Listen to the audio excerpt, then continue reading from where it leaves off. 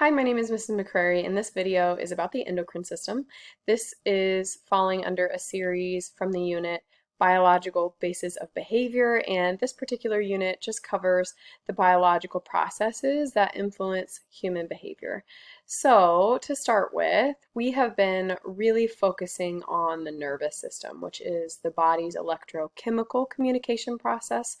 And today I'll focus on the endocrine system, which is another communication system throughout the body, but this particular communication system uses the bloodstream and hormones. And this particular communication system influences our mood, our sleep, our just how our digestive system, our aggression, our stress, our sleep, our growth. It is really widespread.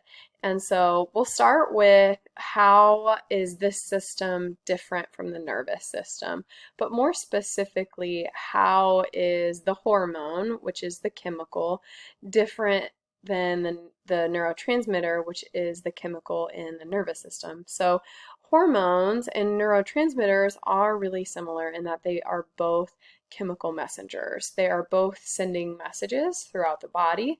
They're both affecting human behavior and the body's functions, and that makes them very similar. They are different, and in some ways they are different. Hormones are obviously a part of the endocrine system, and neurotransmitters are a part of the nervous system. Hormones are sent through the bloodstream, whereas neurotransmitters are sent through the synapses, which are between neurons and all throughout these nerves throughout our body. Hormones, because they're sent through the bloodstream, their message sending process is a lot slower, and that lingers longer in the body, whereas the nervous system works really quickly, and that process happens almost instantaneously. It's very similar to if you think about sending a message through the mail, it's going to get there a lot slower than if you send an email or a text, and that's going to get there just almost instantaneously.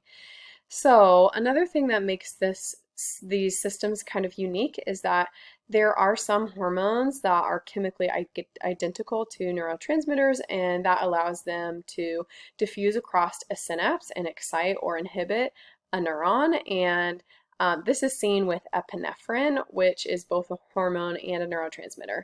So that is really unique about hormones and neurotransmitters.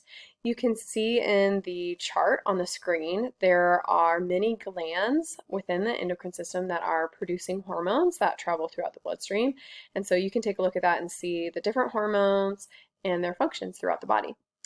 So, a really important part of the endocrine system is the pituitary gland. The pituitary gland is very influential in the whole process of the endocrine system. It is actually controlled by a brain part. It's controlled by the hypothalamus, but the pituitary gland itself is considered the master gland of the endocrine system. It does produce a growth hormone that stimulates physical development, and it also produces oxytocin. It also coordinates the other glands throughout the endocrine system as well. And here are some of those glands.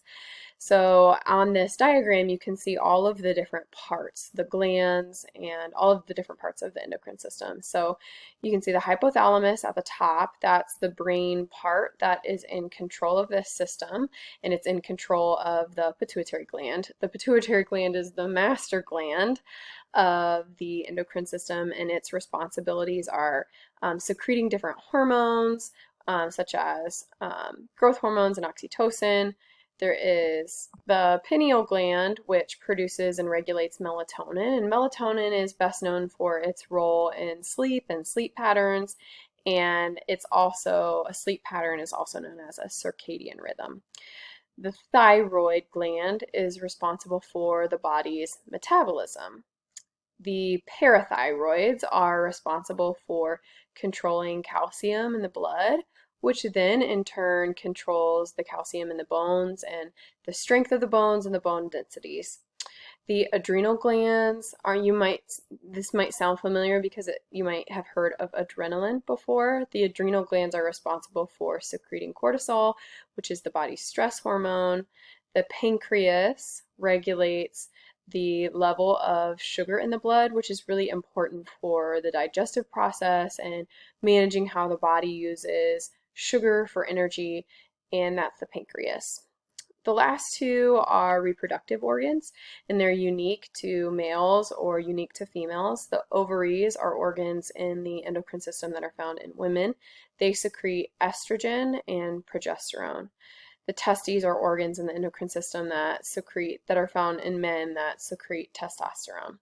So all of these are different glands that are producing and secreting different hormones into the bloodstream that are sending different messages to the body, controlling different functions from growth to digestion and sleep. And this is a slower process than the nervous system, but another function in the body that is communicating about how the body works.